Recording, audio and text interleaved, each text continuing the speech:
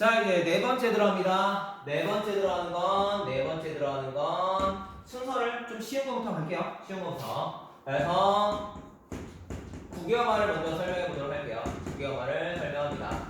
국유화는 앞에 경자가 생략되어 있다라고 기억하라고 했죠? 경국이음이에요. 자, 항상 요거는 자음체계표를 기억해 보시면 편하죠. 지읒, 시옷, 히읗 여기까지 한번 그려볼게요. 그랬을 때 디귿, 이 지읒 얘네가 포인트가 되죠. 이미 알고 있지만 다시 한번 쓸까요? 얘는 우리가 파열음 기억나시죠? 얘는 파차름이라고 얘기를 꺼냈었죠. 그리고 이 디귿 부분 여기를 뭐라고 했죠? 치조음이라고 얘기했고 여기 들어간 애를 경국의음이라고 얘기를 꺼냈죠.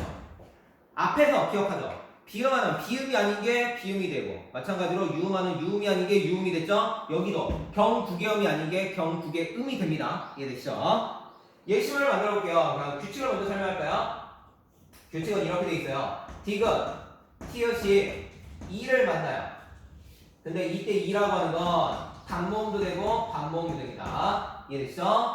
이모음 시작하는 형식 형태소를 만나야 돼요.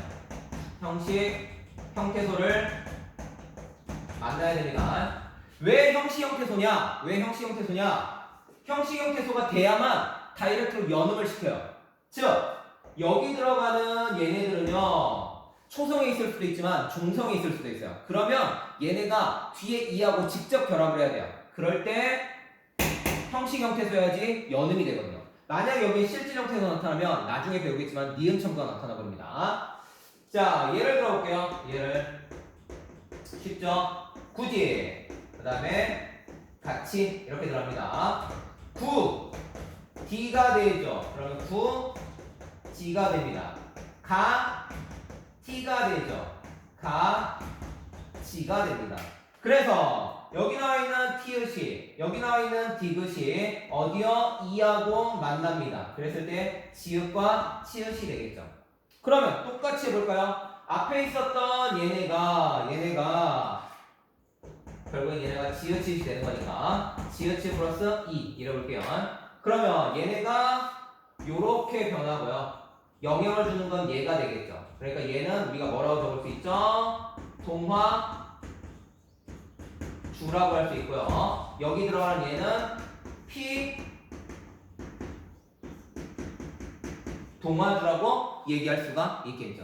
이해되시죠? 별로 어렵지 않죠? 자, 이렇게 우선 기억하시는 게 핵심입니다. 국염의 가장 중요한 특징은 바로 이런 것들이에요. 바로 중요한 건 이렇게 뒤에 이가 붙어야 된다 이런 얘기죠. 그랬을 때 좀 정리를 해보면 얘는 특징이 있어요. 무슨 특징이 있느냐? 바로 첫 번째는 역행동화고요. 역행동화고 왜? 얘가 동화주니까 얘가 얘한테 영향을 주는 거죠. 그 다음에 중요한 게 바로 이거예요. 이렇게 변한다는 거예요. 이렇게 변해요. 즉 대각선으로 변하니까 무슨 일이 벌어지냐? 조음 위치가 변한다라는 특징이 있어요. 조음 위치가 변한다는. 앞에 있었던 모든 동화들은 다 조음 방법이 변하는데 얘는 조음 위치가 변해요. 게다가 추가적으로 뭐가 나오느냐? 바로 동화주가 모음이라는 특징이 나타나요.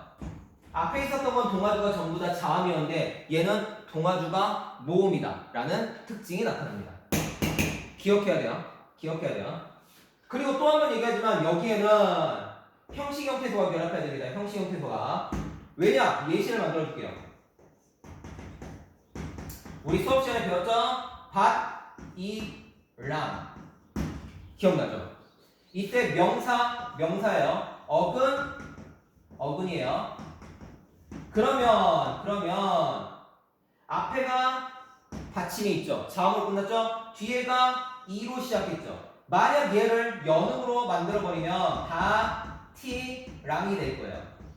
그러면 국유화가 나타나서 다, 치랑이 될 거예요. 이때는 국유화가 들어간 거예요. 국유화가. 하지만 얘는 실질 형태소잖아요. 얘가 실질이에요. 실질. 그렇기 때문에 니은 첨가가 나타나야 돼요. 중요한 건 니은 첨가가 들어가야 된다 이런 얘기야. 그래서 밭이랑은 니랑이 돼요. 그리고 끝소리 규칙 니랑 그리고 비음아 니랑이 돼요. 그래서 그 어디에서도 국어마가 나타나지 않아요. 그래서 형식 형태소라는 게 굉장히 중요한 거예요. 이해되시죠? 꼭 기억해 주세요. 자, 국어마 끝났습니다. 그러면 다시 다음으로 들어가는 게 바로 반모음화예요. 반모음화 기억하세요. 반모음화도 마찬가지입니다. 반모음이 아닌 애들이 반모음이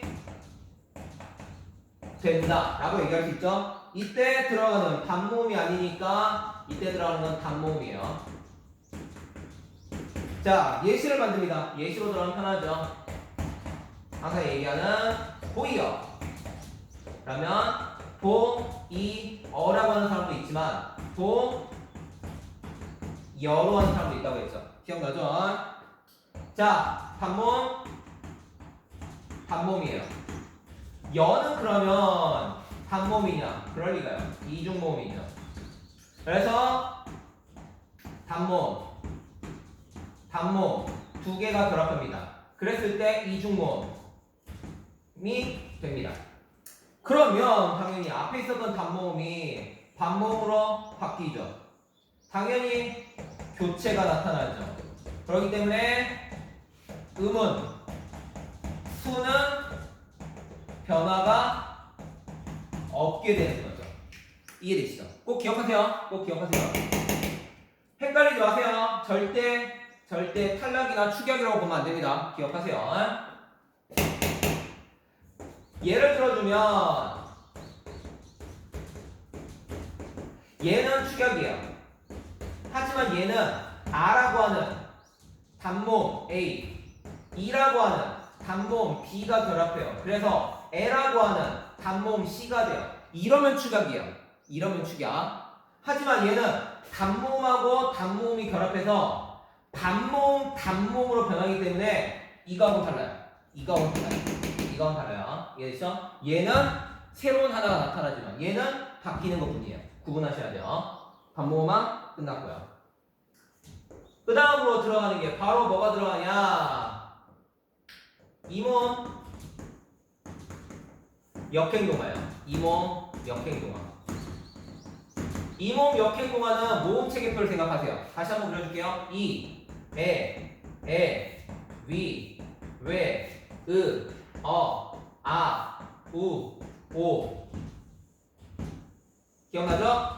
얘는 전설, 얘는 후설. 기억나죠?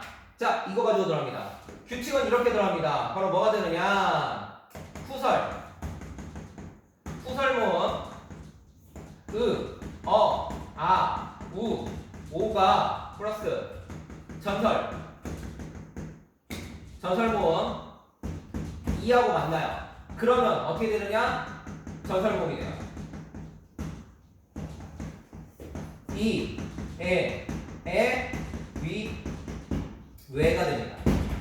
즉 후설에 들어가 있던 애들이 전설의 영향으로 전부 다 전설모음으로 바뀌게 된다. 이렇게 얘기해요.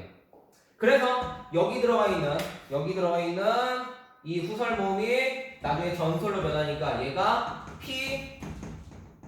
피동화죠. 얘가 동화죠. 라고 말할 수가 있게 돼요. 예시로 들어볼게요. 예시로 들어주게 되면 가장 많이 하는 게 바로 기 그리고 기가 되는 거예요. 그래서 앞에 있었던 아가 이하고 만나서 플러스 이가 되는 거예요. 동화죠. 그 다음에 피동화죠. 에로 변화죠. 찾아볼까요? 아가 있었죠. 아가 에로 변했어요. 뭐의 영향으로? 이의 영향으로. 즉 똑같이 평순 똑같이 저모음의 위치로 가요. 달라지는 건 하나밖에 없죠. 후설이었던 애가 전설로 변한다. 요 차이. 그래서 얘를 가지고서 뭐라고 그러냐? 조음 위치동화 라고 얘기를 꺼내고, 그 다음으로 중요한 게 여기에 중간에 기억이 껴있죠. 즉 아하고 이 사이에 뭔가가 껴있어요. 그래서 우리는 얘가 특이하게 간접이라고 불러요. 간접동화라고 얘기를 꺼내요. 그리고 구개음하고 동일하죠. 구개음하고 동일하게 동화주가 이모음이에요. 플러스 동화주가 이모음이다. 이렇게 들어가요.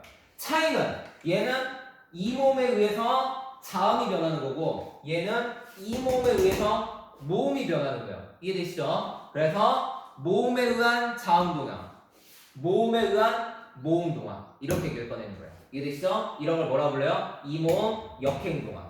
당연히 역행이니까 방향은 뒤에서 오는 거죠. 뒤에서 앞으로 영향을 주는 역행 동화에도 포함이 되는 거고요.